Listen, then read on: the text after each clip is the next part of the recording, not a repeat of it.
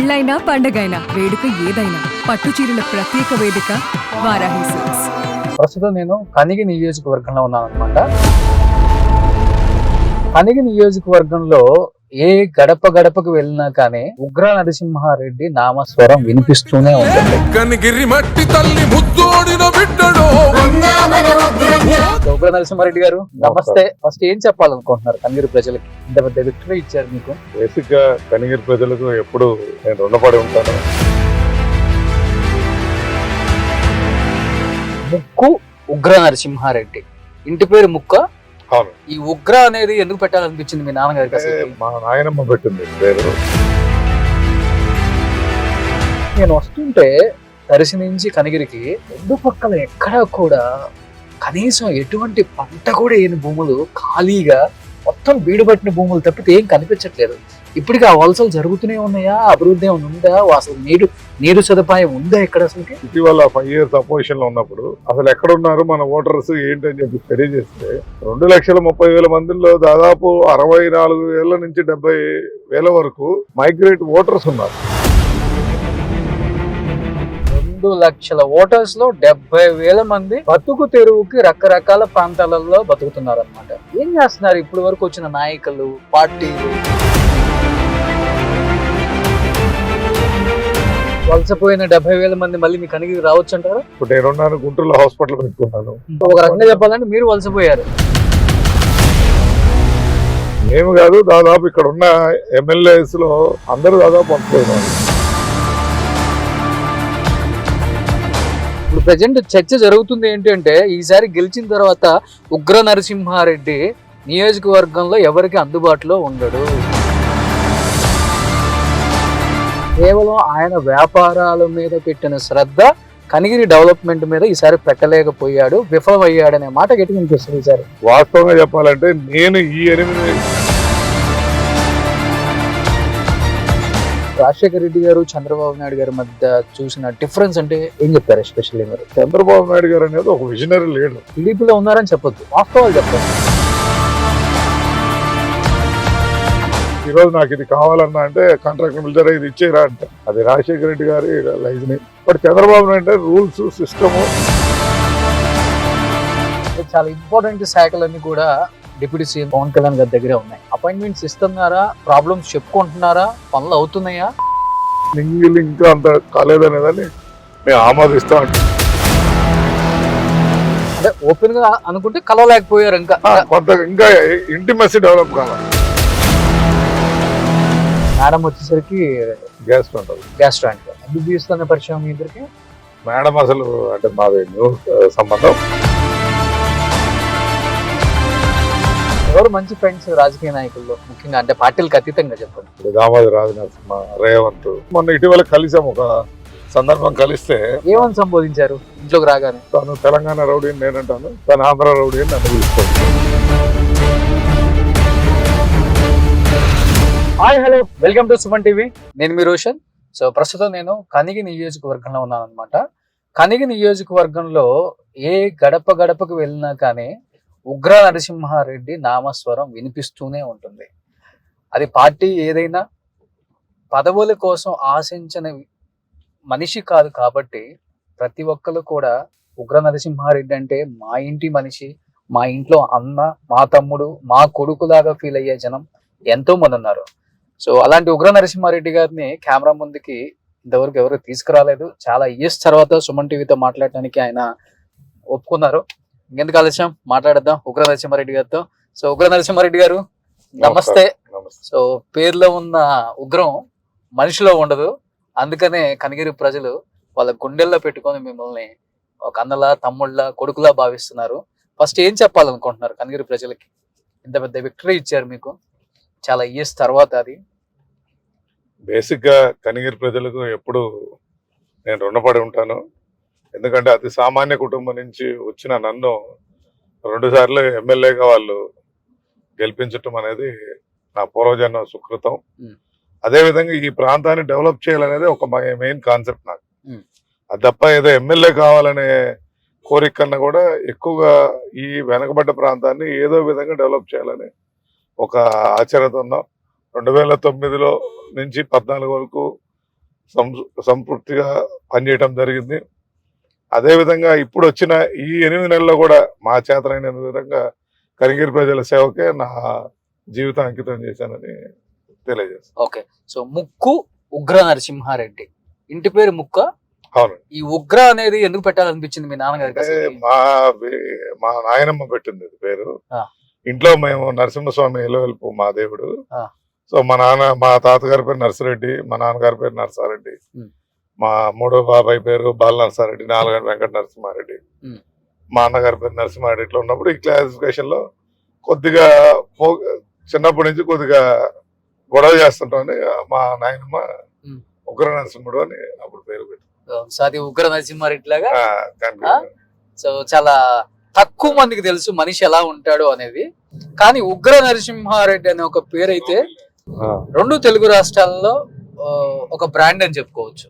అరే ఉగ్ర నరసింహారెడ్డి అంటే మనిషి ఎలా ఉంటారు, 6 అడుగుల ఆజానుభావుడు, కండలు తిరిగిన మనిషి ఏమో, అమ్మో అట్లా ఉంటారు కాబట్టి ఆయన అంటే అట్లా ఊహించుకుంటారు జనం.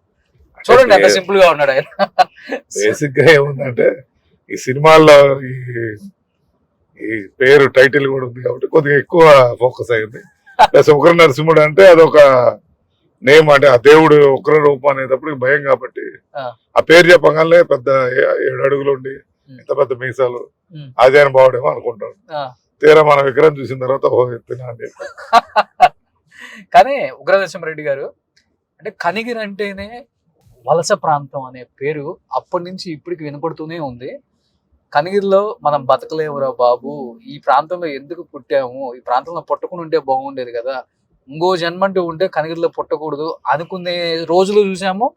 ఓకే పర్వాలేదు, డెవలప్మెంట్ అవుతుంది, తరాలు మారేకుంది, నాయకులు మారేకుంది, కొంత అభివృద్ధి తీసుకొస్తున్నారనే మాట విన్నాము. కానీ నేను వస్తుంటే దర్శి నుంచి కనిగిరికి 2 పక్కల ఎక్కడా కూడా కనీసం ఎటువంటి పంట కూడా ఏని భూములు, ఖాళీగా మొత్తం బీడు పట్టిన భూములు తప్పితే ఏం కనిపించట్లేదు. ఇప్పటికీ ఆ వలసలు జరుగుతూనే ఉన్నాయా? అభివృద్ధి ఏమైనా ఉందా? అసలు నీరు సదుపాయం ఉందా ఇక్కడ అసలుకి? అసలు ఈ రోజు వలసలు అనేది అంటే ఫస్ట్ కనిగిరి ప్రాంతం నుంచి ఉన్నాయి. ఇవి దాదాపు నిన్న ఎలక్షన్స్ అప్పుడు, అంతకుముందు 2009-14 ఉన్నప్పుడు మనకు కొంత టైం తక్కువ ఉండడం చేత అసెస్ చేయలేకపోయాం అప్పుడు. కానీ తర్వాత ఎమ్మెల్యే ఇటీవల 5 years అపోజిషన్ లో ఉన్నప్పుడు అసలు ఎక్కడున్నారు మన ఓటర్స్ ఏంటి అని చెప్పి స్టడీ చేస్తే 2,30,000 మందిలో దాదాపు 64,000 నుంచి 70,000 వరకు మైగ్రేట్ ఓటర్స్ ఉన్నారు. అది వేరు, ఇంకా పాపులేషన్ డిఫరెంట్, ఓటర్స్ అని చెప్పారు. దాదాపు 64 నుంచి 70,000 మంది అవుట్ సైడ్ ఉన్నారు. దాదాపు ఎలక్షన్ టైంలో మాకు ఢిల్లీ వెళ్ళాలి, బాంబే వెళ్ళాలి, అక్కడి నుంచి పూనా వెళ్ళాలి, పూనా తర్వాత షిరిడి ఏరియాలో ఉన్నారు, దాని తర్వాత వైజాగ్, అనకాపల్లి, విజయనగరం, రాజమండ్రి, విజయవాడ, గుంటూరు, నెల్లూరు, ఇటు చెన్నై, మళ్ళీ ఇటు బెంగళూరు రావాలి. ఇన్ని ప్రాంతాలు తిరగాలి మా ఓటర్స్. మేము మైగ్రేట్ ఓటర్స్ బతుకు తెరువు వాళ్ళ బతుకు తెరువుకి వెళ్ళారు. వాళ్ళ ప్రసన్నం చేసుకోవడానికి మేము ఆ ప్రాంతాలు కూడా ఎలక్షన్ ముందు తిరగాల్సిన పరిస్థితి. అంత మైగ్రేషన్ ఉందంటే ఇప్పుడు మీరు చూసిన ప్రాంతాలు చూస్తే చూడండి ఒక్కసారి, ఆ బీడు భూములన్నీ కూడా మనం చూస్తే ఇక్కడ బతుకు తెరువు లేదు కాబట్టి అన్ని లెవెల్స్ లో ఉన్నారు. చిన్న బాత్రూమ్ తోటి వర్కర్ దగ్గర నుంచి వార్డ్ బాయ్ దగ్గర, హోటల్ ఓనరు, హోటల్ లీజు తీసుకోవటం, లారీలు పెట్టుకోవడం, లేదా ఫైనాన్స్ వేయటము, లేకపోతే బిల్డర్ గా, లేదా టాపీ మేస్త్రిగా, ముఠా మేస్త్రిగా, ఇట్లా అన్ని ఫీల్డ్ లో మా వాళ్ళు ఉంటారు. 2 లక్షల ఓటర్స్ లో 70,000 మంది బతుకు తెరువుకి రకరకాల ప్రాంతాలలో బతుకుతున్నారు అనమాట. ఏం చేస్తున్నారు ఇప్పుడు వరకు వచ్చిన నాయకులు, పార్టీలు? కనీస అంటే వాళ్ళు కేవలం వ్యవసాయం చేసుకునే బతకనక్కర్లేదు, వాళ్ళ బతుకు తెరువుకి ఎందుకు ఇక్కడ ఏదో ఒకటి మీరు లబ్ధి చేకూర్చలేకపోతున్నారు, లేకపోతే ఎందుకు ప్రయత్నం చేయలేకపోతున్నారు, ఎందుకు విఫలమైపోతున్నారు అంటే ఏమని చెప్తారు? 99లో వెలుగొండ ప్రాజెక్టు మీద ప్రజలు ఆశ పెట్టుకుని ఆ రోజు చంద్రబాబు నాయుడు గారు ప్రారంభించడం జరిగింది. ఆ తర్వాత 2004లో కాంగ్రెస్ ప్రభుత్వం కొంత వెలుగొండ భూమి పూజ చేయడం జరిగింది. తర్వాత నుంచి ఆ ప్రాజెక్ట్ అలానే నెట్టు వేసుకుంటూ వెళ్ళి ఇంతవరకు ఆ ప్రాజెక్ట్ కంప్లీట్ కాలేదు. ఆ వెలుగొండ ప్రాజెక్ట్ కంప్లీట్ అయితే ఈ ప్రాంతంలో వాటర్ వస్తే ఈ ల్యాండ్ మంచి ఫర్టైల్ ల్యాండ్స్. సో అట్లానే ఫ్లాట్ ఏరియా ఉంటుంది, మీకు మిగతా చోట హిల్ ఏరియాస్ ఉంటాయి. మా దగ్గర ఫ్లాట్ గా ఉంటాయి. ఈ వాటర్ వస్తే ప్రతి రైతు హ్యాపీగా ఉంటారు. కానీ ఎన్నో ప్రయత్నాలు చేశాం, మేము శాసనసభ్యులు ఉన్నప్పుడు ప్రయత్నం చేశాము. కానీ ఈ ప్రాంతాల్లో ఏం పెట్టగలమనే ఒక ఆలోచనతో చూసినప్పుడు మాకేం కనపడలా. ఇటీవల మా లోకేష్ బాబు గారు కానీ, అదేవిధంగా చంద్రబాబు నాయుడు గారి సహకారం, ప్లస్ మా కొట్టిపాటి రవికుమార్ నా మిత్రుడు, ఈరోజు పవర్ మినిస్టర్, వారు ఏం చేశారంటే రిలయన్స్ ఇప్పుడు గ్రీన్ రెవల్యూషన్ జరుగుతుంది పవర్ ఎనర్జీ మీద. సో దాంట్లో భాగంగా ఇటీవల మంత్రి అయిన తర్వాత మా ప్రాంతం సందర్శించడానికి మీలాగా వచ్చినప్పుడు, ఈ ప్రాంతం ఇంత వేస్ట్ ల్యాండ్ ఉంది, why can't be introduce Reliance biogas unit first Kanigiri ప్రాంతంలోనే సజెస్ట్ చేసి వారు ఇక్కడ పెట్టడం జరిగింది. ఆల్రెడీ ఈ ఏరియా అసెస్ చేసుకోవటం కూడా జరిగింది. రిలయన్స్ వారు ఫస్ట్ ప్రాజెక్ట్ ఇక్కడ పెట్టాలని నిర్ణయించుకున్నారు. ఈ ఫైల్స్ కూడా అడ్వాన్స్ పొజిషన్ కూడా మా కలెక్టర్ గారు అంతా ల్యాండ్ ఇవ్వటం జరిగింది. సిసిఎల్లో ఫైల్ ఉంది. ఒక నెల రోజుల్లోనే ఇక్కడ కంపెనీ స్టార్ట్ చేయబోతాం. ఈ ప్రాంత రైతులకు ఏంటంటే తక్కువ నీళ్లతో పండే గడ్డిని ఇక్కడ పెంచి దాని ద్వారా పవర్ జనరేషన్ కానీ ఈ బయోడీజిల్ ప్రొడక్షన్ కానీ చేసే ఆలోచనతో రాష్ట్ర ప్రభుత్వం ఉంది. సో దానివల్ల ఏమవుతుందంటే రైతుకి ఎకరాకు 30,000 ఇచ్చి కౌలు ఇచ్చే ఆలోచనతో రాష్ట్ర ప్రభుత్వం ఉంది. కాబట్టి తప్పకుండా వీళ్ళ జీవితాల్లో వెలుగు వస్తుందని మాకు ఆశ ఉంది. దానికి అనుకూలంగానే ఈ పని చేస్తున్నాం. అదేవిధంగా గ్రీన్ కో కంపెనీతో కూడా మిత్తనాలు వాళ్ళు తయారు చేసే పరిస్థితిని కూడా ఇక్కడ చేసి ఏర్పాటు చేస్తున్నాం. రాబో సంవత్సరంలో ఈ ప్రాంతంలో పచ్చగా నెక్స్ట్ మీరు వచ్చినప్పుడు అన్ని పొలాల్లో పంట వలసపోయిన 70,000 మంది మళ్ళీ మీ కనిగిరి రావచ్చు అంటారా? వలసపోయిన వాళ్ళు రాలేరు, ఎందుకంటే ఇక్కడ వచ్చే ఉపాధి కన్నా వాళ్ళు బయట బ్రహ్మాండంగా బతుకుతున్నారు. ఇప్పుడు నేనున్నాను, గుంటూరులో హాస్పిటల్ పెట్టుకున్నాను. సో అక్కడ హాస్పిటల్ మీరు వలసపోయారు, మేము కాదు, దాదాపు ఇక్కడ ఉన్న ఎమ్మెల్యేస్ లో అందరూ దాదాపు వలసపోయిన వాళ్ళు. ఇప్పుడు బాబురావు గారు హైదరాబాద్ లో ఉంటారు, బొర్రా మసూదన్ బెంగళూరులో ఉంటాడు, ఒకరు నరసింహారెడ్డి గుంటూరులో ఉంటాడు. కనిగిరిలో ఎప్పుడు ఉంటాడు? ఇప్పుడు అదే ఇప్పుడు ప్రజెంట్ చర్చ జరుగుతుంది ఏంటంటే ఈసారి గెలిచిన తర్వాత ఉగ్ర నరసింహారెడ్డి నియోజకవర్గంలో ఎవరికి అందుబాటులో ఉండడు, కేవలం ఆయన వ్యాపారాల మీద పెట్టిన శ్రద్ధ కనిగిరి డెవలప్మెంట్ మీద ఈసారి పెట్టలేకపోయాడు, విఫలమయ్యాడనే మాట గట్టిగా వినిపిస్తుంది. ఈసారి ఏం చెప్తారు దానికి? అంటే ప్రతిపక్షాల ఆరోపణని మనమే చేయలేం, కానీ వాస్తవంగా చెప్పాలంటే నేను ఈ 8 నెలల కాలంలో కనిగిరిని వదిలింది ఒక 30-40 రోజుల కన్నా ఎక్కువ వదిలి ఉంటాను నేను. అదే అసెంబ్లీ వల్లనో లేకపోతే పార్టీ ఆదేశాల ప్రకారం నేను ఇంతవరకు ఏ టూరిజం స్పాట్కి కానీ ఎక్కడ కానీ వెళ్ళే పరిస్థితి లేదు. ఏదో పిల్లల బర్త్డే ఉంటే 1 or 2 days బయటకు వెళ్ళడం తప్పించి దాదాపు ఉన్న పరిస్థితి more than 6 months I mean the constituency. దానికి ఎవిడెన్స్ ఏంటంటే ఈ రోజు మేము చేసిన డెవలప్మెంట్ యాక్టివిటీస్ కానీ డైలీ పేపర్ కటింగ్ చూస్తే ఉగ్ర నరసింహుడు ఎక్కడ ఉండో తెలుస్తుంది. అది ప్రతిపక్షాలు ఆరోపిస్తుంటారు ఇవన్నీ వాళ్ళు గుంటూరులో ఉంటారని. నాకు ఎక్కువ ఇష్టం నా ప్రాంతం డెవలప్ చేయాలని. ఈ రోజు కూడా ఇప్పుడు మీ ముందు వచ్చే ముందు కూడా ముఖ్యమంత్రి గారిని కలిసి కందుకూరు నుంచి ఇప్పుడు తిరిగి అలా కనిగిరి రావడం జరిగింది. అది మా ఇంట్రెస్ట్. ఆ సీఎం గారు కందుకూరులో ఉన్నా మేము ఇక్కడ రావడం జరిగింది. అసలు సోర్స్ ఆఫ్ ఇన్కమ్ ఏంటండి కనిగిరి నియోజకవర్గానికి ప్రజలకి? ఉన్న 40,000 మంది 50,000 మంది అంటే ఇక్కడ మెట్ట పంటలు అంటే కంది, మొక్కజొన్న, అంటే వర్షం తక్కువతో నీటి తక్కువతో పండే పంటలు వేసుకుంటారు. అవి అదృష్టం అంతే, పండితే పండకపోతే పండవు. అటువంటి పరిస్థితులు ఉంటాయి కాబట్టి వీరందరూ కూడా వలస వెళ్ళడానికి కారణం. ఈ సోకాళ్ళు కూడా ఇక్కడ ఉండే వాళ్ళు కూడా ఎక్కువ వృద్ధాప్యంలో తల్లిదండ్రులు అక్కడ తీసుకెళ్లి ఉండలేక ఈ విలేజ్ కల్చర్కి అలవాటు పడి అక్కడ ఉండకుండా ఊర్లలో ఉంచారు తప్ప, ఇటు బెంగళూరులో వెళ్తే పీజీ హాస్టల్స్ అన్ని మా కనిగిరి వాళ్ళే పెట్టుకొని ఉంటారు. చెన్నైలో పీజీ హాస్టల్స్ ఉంటారు. ఆల్ ఇంజనీరింగ్ కాలేజీలో అటెండర్స్ కనిగిరి వాళ్ళే ఉంటారు. సో ఎనీవేర్ మీ ఈ బతుకు తెరువు కోసం ఏ పని ఉన్నా పొట్ట చేత పట్టుకొని వెళ్ళే పరిస్థితి ఉంటుంది. కాబట్టి అందరూ అక్కడి నుంచి తిరిగి రావడం అనేది కష్టం. బట్ ఈ ప్రాంతం సస్యశ్యామలో కొద్దిగా ఉంటే రాబో జనరేషన్ అని ఇక్కడ నుంచి తరలి వెళ్లకుండా చేయాలనేది మా ఆలోచన. అంటే ఇంత వెనకబడిన ప్రాంతం, ప్రతి ఒక్కళ్ళు కూడా వచ్చిన వాళ్ళు వాళ్ళ పొట్ట నింపుకున్న నాయకులను చూసాం, కానీ కనిగిరికి ఏదో చేసిన నాయకులను ఎవరో చూడలేదని చెప్పి ప్రజలు గగ్గోలు పడుతున్నారు. వచ్చిన తర్వాత ఈ 8-9 నెలల్లో ఉగ్ర నరసింహారెడ్డి ఈ మంచి పనులు చేశాడు, ఇలా నియోజకవర్గ అభివృద్ధిలో ముందుకు నడిపిస్తున్నాడు అంటే ఏం చెప్పగలరు మీరు? ఒక 4-5 పనులు అంటే అసలుకి సార్, నేను ఫస్ట్ గెలిచి ప్రమాణ స్వీకారం చెయ్యక ముందే మోడల్ స్కూల్ అని ఒక స్కూల్ ఉంది. ఆ పిల్లల స్కూల్కి వెళ్ళాలంటే బురదలో వెళ్లే పరిస్థితి ఉన్న ఆ రోడ్లని ముందే నేను సిఎస్ఆర్ ఫండ్స్ తో ఆ రోడ్ రిపేర్ చేయించేసి ముందు పిల్లలకు అనుకూలమైన విధంగా చేయటం జరిగింది. ఇటీవల మళ్ళా గవర్నమెంట్ నుంచి కోటి రూపాయలు శాంక్షన్ చేయించి రేపు March 1 tender last date. So అక్కడ సీసీ రోడ్ వేయటం జరిగింది. అదేవిధంగా మా కనిగిరి ప్రాంతంలో నాగుల చెరువు అంటారు. ఆ చెరువులో 17 సంవత్సరాల నుంచి వాటర్ ఎవరు చూడలేదు. అదేమైందంటే అక్కడ ఉన్న మైన్స్ ఉన్న వేస్ట్ అంతా వేయటం వల్ల చెరువుని కొండ నుంచి ప్రాంతంలో వచ్చే వాటర్ అంతా కూడా వేరే స్పిల్లేజ్ అయిపోయి అక్కడ చెరువులో నీరు రాని పరిస్థితిని వెంటనే రిపేర్ చేయించి వెంటనే అక్కడ ఊర్లో ఆ చెరువులో నీళ్ళు వచ్చినాయి. ఈరోజు కనిగిరి ప్రజలకు కూడా తెలుసు. అదేవిధంగా కనిగిరి టౌన్ ఉంది. టోటల్ మున్సిపాలిటీ కట్టిన తర్వాత ఒక్క డ్రైనేజ్ కాలువ కూడా ఇంతవరకు ఓపెన్ చేసిన పాపం బలం. దాదాపు గవర్నమెంట్ నుంచి 33 lakhs తెచ్చి ఆ డ్రైనేజ్ చేసాం. మన ఇటీవల సడన్ గా ఇక్కడ క్లౌడ్ బస్ జరిగింది. 13 centimeters రైన్ఫాల్ వచ్చింది. ఆ రోజు ఆ డ్రైన్స్ కైనా ఓపెన్ చేయకపోతే కనిగిరిలో సగం డ్యామేజ్ అయిపోయింది.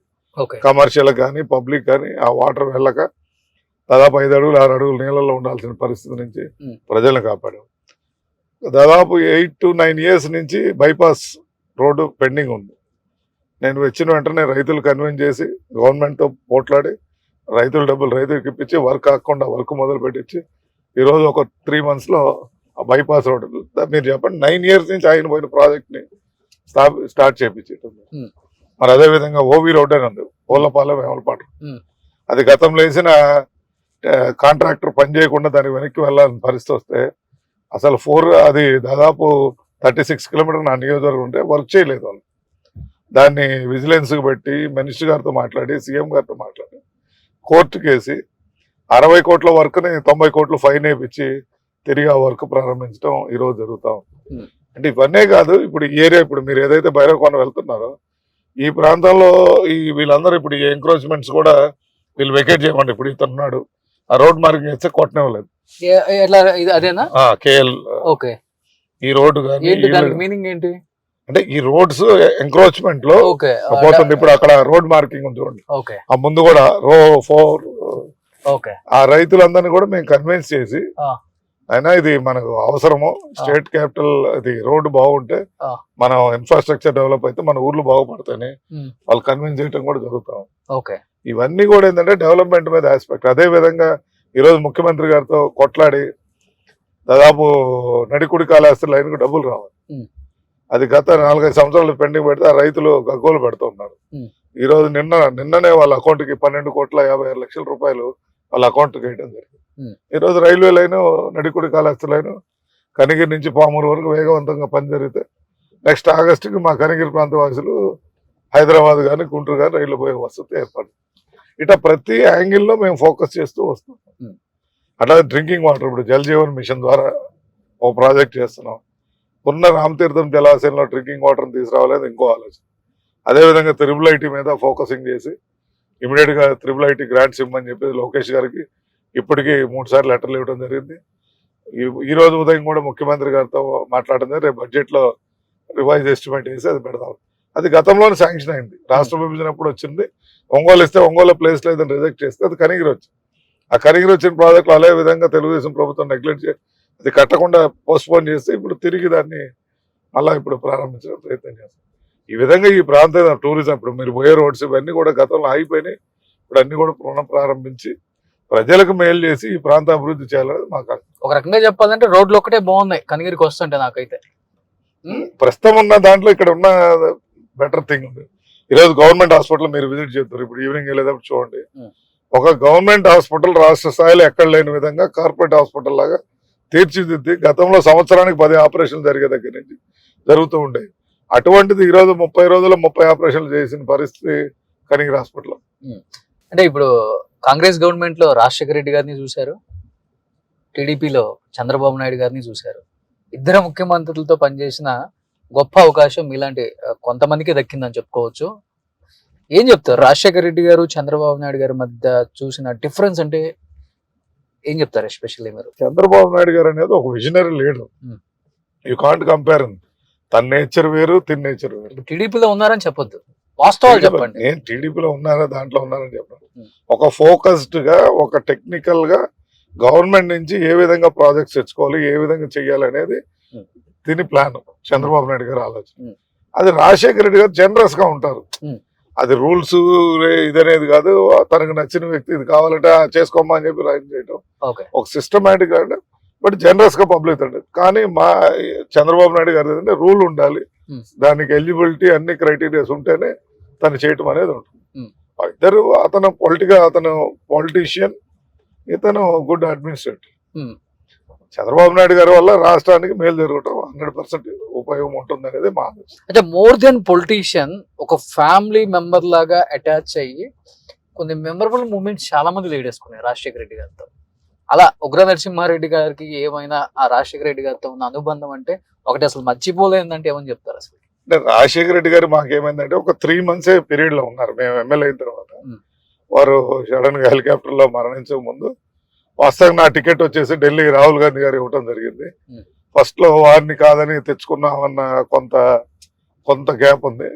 But is a different leader. Public కి ఒక అదే అటాచ్డ్, అంటే ఇప్పుడు ఈ రోజు నాకు ఇది కావాలన్నా అంటే కాంట్రాక్టర్ పిలిచారా ఇది ఇచ్చేరా అంటాడు.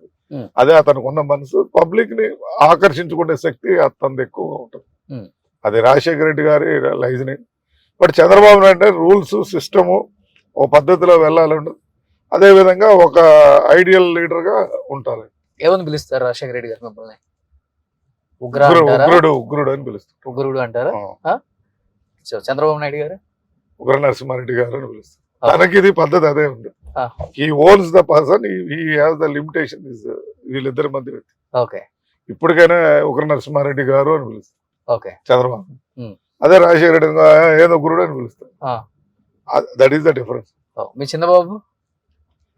చిన్నబాబు మేము అందరం వెరీ ఫ్రెండ్లీగా ఒక ఫ్యామిలీ మెంబర్స్ లాగా ఉంటాం. లోకేష్ బాబు గారితో అంటే రకరకాల సన్నివేశాన్ని బట్టి మేము చిన్నబాబు అంటుంటాం, లేకపోతే లోకేష్ అన్న అంటాం. అంటే ఆ సిచ్యువేషన్ బట్టి మమ్మల్ని, మా పాదయాత్రలో బాగా ఇంటిమసీ పెరిగింది వారితో. సో మమ్మల్ని ఒక ఫ్యామిలీ, అంటే we feel is a family member లాగా ఫీల్ అవుతాం లోకేష్ తో ప్రయాణించేటప్పుడు.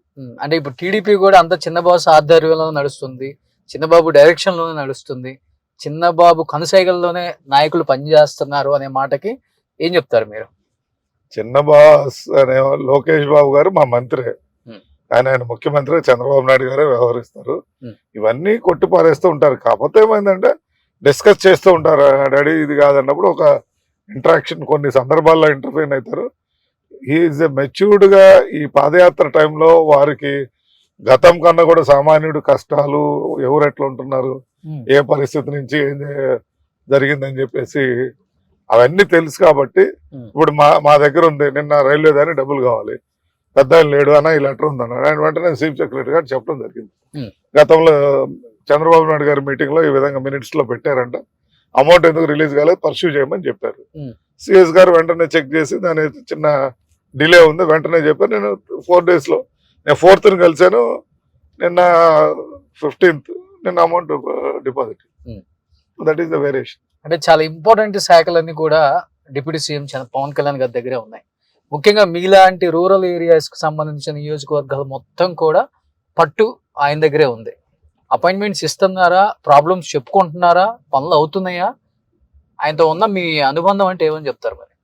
అంటే ఆయన ఇంకా పబ్లిక్ ఎమ్మెల్యేస్ తో మింగిల్ ఇంకా అంత కాలేదనేదని మేము ఆమోదిస్తాం. అంటే మమ్మల్ని కలవట్లేదా, అపాయింట్మెంట్స్ ఇవ్వట్లేదా? కలుస్తారు, మేము రిప్రజెంటేషన్స్ ఇస్తున్నాము, కొన్నిటికి రిప్లై వస్తున్నాయి. ఇప్పుడు ఎన్ఆర్జీసీ ఉంది మా దగ్గర, 26 కోట్ల రూపాయలు పనిచేసాం. ఎన్నో ఎస్సీ కాలనీ అప్రోచ్ రోడ్స్ వేసాం, గోకులం షెడ్స్ కట్టారు. ప్రతి విషయంలో ఉంటారు. కాకపోతే ఆయన కొన్ని లిమిటేషన్స్, బీయింగ్ ఆయన బిజీ యాక్టివిటీస్ కన్నా కానీ, కొద్దిగా ఎక్కువ లోడ్ వల్ల కానీ వారు కొంత గ్యాప్ ఉంది. కానీ బట్ మా వర్క్ పరంగా వీఆర్ గెటింగ్ కంఫర్టబుల్. అంటే ఓపెన్ గా అనుకుంటే కలవలేకపోయారు, ఇంకా కొంత ఇంకా ఇంటిమసీ డెవలప్ కాల. బట్ యాజ్ ఏ మినిస్టర్ గా మేము వెళ్ళి కలవటం, మామూలు అడిగినప్పుడు మా రిప్రజెంటేటివ్ తీసుకోవడం, దాన్ని తిరిగి రిప్లై ఇవ్వటం. ఇప్పుడు నిన్న వాటర్ షెడ్ ప్రోగ్రామ్ జరిగింది, కనిగిరి ఐడెంటిఫై చేసి, మరి కనిగిరికి కమిషనర్ కృష్ణతేజ గారు, మరి షణ్ముఖం అని చెప్పి సారు, వీళ్ళందరూ కూడా ఇక్కడ వచ్చి మెయిన్ ప్రోగ్రామ్ ఇక్కడ పెట్టడం కూడా జరిగింది.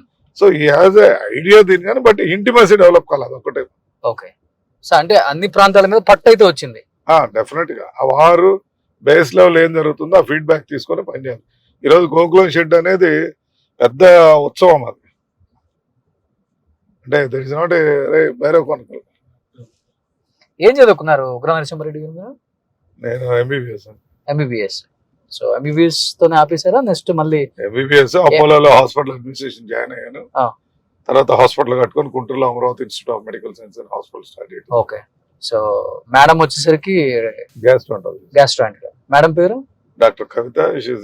MBBS MD DM gastroenterologist. So MBBS లోనే పరిచయం మీ ఇద్దరికి? మేడం అసలు అంటే మాది న్యూ సంబంధం.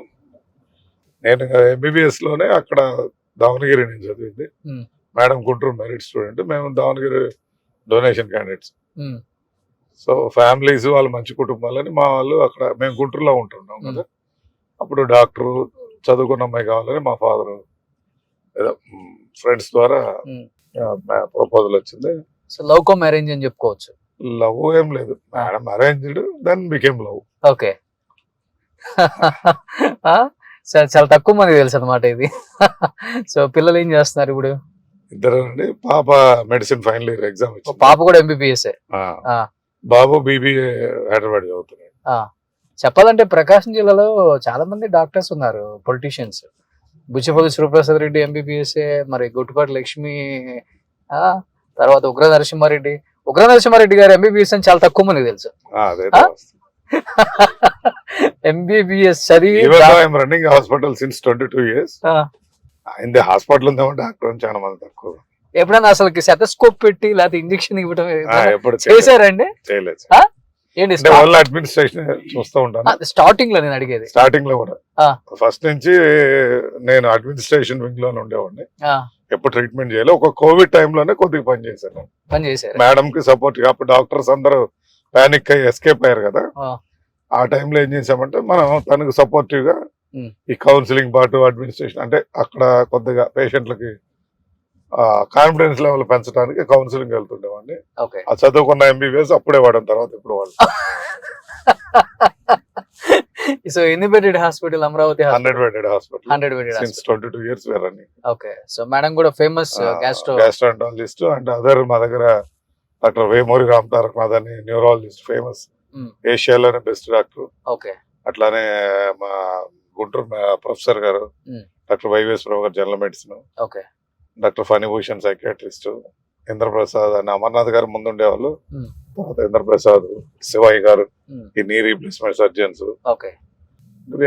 అంటే ఏ బెస్ట్ ఐసీయూ మాది. అండ్ ఇంటెన్సివ్ కేర్ యూనిట్ లో బెస్ట్ ఫస్ట్ నుంచి ఉంది మాది ఎక్స్పీరియన్స్ హ్యాండ్స్ కాబట్టి. ఓకే. సో ఎప్పుడు హాస్పిటల్ ఎప్పుడు ఇంత వెనకబడ్డ ప్రాంతం కదా, ఆర్థికంగా కూడా బాగా చితికిపోయి ఉంటారు. ఆరోగ్యపరంగా కూడా వెళ్ళి హాస్పిటల్కి వెళ్తే ఎంత బిల్ అవుతుందని భయపడి వెళ్లకుండా ఉండేవాళ్ళు. ఒక టాబ్లెట్ వేసుకొని రోగాన్ని నయం చేసుకోలేక దాన్ని అలానే మురగబెట్టుకొని మొత్తం బాడీ ఆర్గాన్స్ లేకపోతే ఏదైనా పెద్ద డ్యామేజ్ జరిగిపోయిందా కూడా తెలియదు పాపం ఇటు పక్క ఉన్న వాళ్ళకి. ముఖ్యంగా ఫ్లోరిడ్ వాటర్, సరైన ఫుడ్ ఉండదు కొంతమందికి అయితే. అలాంటి వాళ్ళకి ఇలా మన హాస్పిటల్లో ఫ్రీ ట్రీట్మెంట్స్ లేకపోతే. నేను 2008లో ఈ ప్రాంతంలో శాసనసభ్యుడిగా నిలబడాలని 2004లో ట్రై చేసాము. సో అప్పుడు టికెట్ రాలేదు. 9-8 అప్పుడు తర్వాత యూత్ కాంగ్రెస్ లో 2006లో జాయిన్ చేయడం జరిగింది. తర్వాత స్టేట్ సెక్రటరీగా ఉంటూ అప్పుడు మెడికల్ క్యాంప్ స్టార్ట్ చేసాం 2008 నుంచి ఇప్పటి వరకు 2024 వరకు ఆ క్యాంప్స్ అన్ని కొనసాగిస్తున్నాం. మెగా క్యాంప్స్ పెట్టి పేషెంట్లు ఐడెంటిఫై చేసి వాళ్ళకి అవసరమైన ట్రీట్మెంట్స్ మన హాస్పిటల్లో ఉచితంగా ఇవ్వడం కొంత జరిగినాయి. కొంతమంది అఫోర్డబిలిటీ ఉన్న వాళ్ళు పే చేసుకొని తీసుకుంటారు. అదే విధంగా కొంతమంది ముఖ్యమంత్రి సహాయ నిధి ద్వారా కానీ ఆరోగ్యశ్రీ వాళ్ళు కానీ దాదాపు ఈ ప్రాంతంలో 24,000 మందికి కంటి ఆపరేషన్ చేశాం ఉచితంగా. ఇక్కడ నుంచి తీసుకెళ్లి గుంటూరులో ఆపరేషన్ చేసి తీసుకొచ్చి ఇక్కడ అదే విధంగా అంబులెన్స్ లేకపోతే మన ట్రాన్స్పోర్టేషన్ ఇప్పుడు మా శంకరయ్య హాస్పిటల్ వాళ్ళ వెహికల్స్ వాళ్ళే పెట్టుకుంటున్నారు. ఫస్ట్ లో 10 years మేమే పెట్టేవాళ్ళం. The system has been changed. వాళ్ళందరినీ క్యాంప్స్ పెట్టి ఐడెంటిఫై చేసి సర్జరీస్ చేపిస్తున్నాం. మోకాలు చిప్ ఆపరేషన్ కానీ ఇక్కడ మా సూపర్ స్పెషాలిటీ డాక్టర్స్ తెచ్చి ఇక్కడ క్యాంప్స్ కండక్ట్ చేయడం. తర్వాత వేరే హాస్పిటల్స్ కూడా ఇప్పుడు Narayana hospital, omega cancer hospital, ఇట్లా డిఫరెంట్ హాస్పిటల్స్ కూడా డాక్టర్స్ పిలిపించి మన ఆఫీస్లో పార్టీ కార్యాలయంలో గత 5 సంవత్సరాల నుంచి సర్వీస్ మోటో మెడికల్ గా వాళ్ళకి ఏది ఇబ్బంది ఉన్నా మన దగ్గరికి వస్తూ ఉంటారు. ఎవరైనా పొరపాటు తెలియపోయిన వచ్చినా మనకు డైరెక్షన్ ఇప్పించి అక్కడ ఉండాలని సాయం చేస్తాం. సో పుట్టి పెరిగిన ప్రాంతం అంతా కూడా మీరు కనిగిరి కనిగిరి మొత్తం. సో ఇక్కడే కనిగిరి పుట్టాము, 6th వరకు ఇక్కడ అంతే. 7th నుంచి మళ్ళీ ఒంగోలు, తర్వాత 10th class intermediate first year Guntur, then after that Davanagere MBBS. Okay. అక్కడ కొద్దిగా 1 సంవత్సరం 2 సంవత్సరాలు అదనంగా చదవాల్సి వచ్చింది. సో అంటే మీరు ఇప్పుడు MBBS గారు, హాస్పిటల్ ఉంది, బిజినెస్లు ఉన్నాయి, కనిగిరి లాంటి ఒక నియోజకవర్గం కాకుండా మీరు చూస్ చేసుకోవడానికి డబ్బు ఉంది, వేరే నియోజకవర్గాలు కూడా ఉండుంటాయి. ఎందుకు వై ఎస్పెషల్లీ కనిగిరి అంటే రుణం తీర్చుకోవాలి, పుట్టిన ఊరిది, ఏదో విధంగా నేను పుట్టిన ప్రాంతం కాబట్టి నాకు తెలుసు ఇక్కడ పరిస్థితులు అనే దాని మీద ఇక్కడ కాలు మోపారా, లేకపోతే? నా ఫస్ట్ నుంచి ఈ ప్రాంతంలో కనిగిరి ప్రాంతం అంటే ఇష్టం అండి. సో ఈ ప్రాంతాన్ని ఏదో విధంగా డెవలప్ చేయాలి. చిన్నప్పుడు మనం ఈ సినిమా ఇంపాక్ట్ ఎక్కువ, వందే మాతరం కానీ, ప్రతిఘటన కానీ, రేపటి పౌరులు, ఇలాంటి ఎక్కువ చూస్తుంటారా? అంటే ఆ టైప్ ఆఫ్ మూవీస్ ఎక్కువగా మనల్ని కొద్దిగా ఇంప్రెస్ చేసింది. ప్లస్ అదే విధంగా మా బాబాయ్ గారు ముక్కాస్ రెడ్డి గారు ఎమ్మెల్యేగా ఉండేవారు. ఈ 2 టాలీ చేస్తే సో మన ఎమ్మెల్యే అయితేనే ఏదైనా చేయగలమనే ఒక ఆలోచన 7th క్లాస్ లో నాకు ఎమ్మెల్యే కావాలని ఒక ఆలోచన. 7th లోనే వచ్చింది. ఓకే. సో అప్పటి నుంచి డాక్టర్ అయితే ఈజీగా వచ్చని కూడా అంటేనే డాక్టర్ చదివాము, ఎమ్మెల్యే కోసమే డాక్టర్ చదివింది. సో ఇప్పుడు కూడా మా ఆలోచన ఒకటి ఏంటంటే ఈ ప్రాంతం ఎట్లా డెవలప్ చేయాలి. కనిగిరి బ్రహ్మం గారు ఎప్పుడో చెప్పారు కనిగిరి కనకపట్నం అవుతుంది అని చెప్పారు. దాన్ని అది మనమే సాధించి పెట్టాలని, మన టైంలో అవుతుందేమో అని ఆశ నాకు. భగవంతుడు సహకరిస్తే కనిగిరిని కనకపట్నంగా చేయాలనేది రేపు వచ్చే రిలయన్స్ కంపెనీస్ ద్వారా కానీ, గ్రీన్ కోవల్ కానీ, లేకపోతే ఈ తద్వారా డెవలప్ అయితే ఈ ప్రాంతంలో ఇప్పుడు పడుతున్న ఇన్ఫ్రాస్ట్రక్చర్, రోడ్ స్ట్రక్చర్ వల్ల కానీ అభివృద్ధి చెందుద్దని ఆశిస్తుంది. డాక్టర్ చదివితే ఎమ్మెల్యే అవటం ఈజీ, సులువు. ఎందుకంటే దగ్గుబాటి వెంకటేశ్వర గారు డాక్టర్, కోడల్సి ప్రసాద్ గారు డాక్టర్, డాక్టర్ గరటయ్య గారు డాక్టర్, రాజశేఖర రెడ్డి గారు డాక్టర్, రాజశేఖర రెడ్డి గారు, డిఎల్ రవీంద్రారెడ్డి గారు డాక్టర్, మైసూరారెడ్డి డాక్టర్. సో వీళ్ళందరూ ఐకాన్స్ మనకు కనపడుతున్నారు కాబట్టి so this is the best way we can do అనేది ఒక ఆలోచన. అప్పుడే సూపర్విజన్ అండి అసలుకి. చేసాం. ఎవరు మంచి ఫ్రెండ్స్ రాజకీయ నాయకుల్లో, ముఖ్యంగా అంటే పార్టీలకు అతీతంగా చెప్పండి. పార్టీలకు అతీతంగా అంటే గొట్టిపాటి రవికుమార్, మనం మొదటి నుంచి మేము కాలేజ్ నుంచి వాడు దావణగిరిలో మినిస్టర్ గారు ఇంజనీరింగ్ స్టూడెంట్ ఉన్నాం, నేను మెడికల్ స్టూడెంట్. ఓకే. అక్కడి నుంచి పరిచయం, అది అట్లా లైఫ్ అట్లా కొనసాగుతుంది. 30 years ఫ్రెండ్షిప్ మీద. సో ఈ జిల్లాలో అయితే ఆయన ఒక్కడు.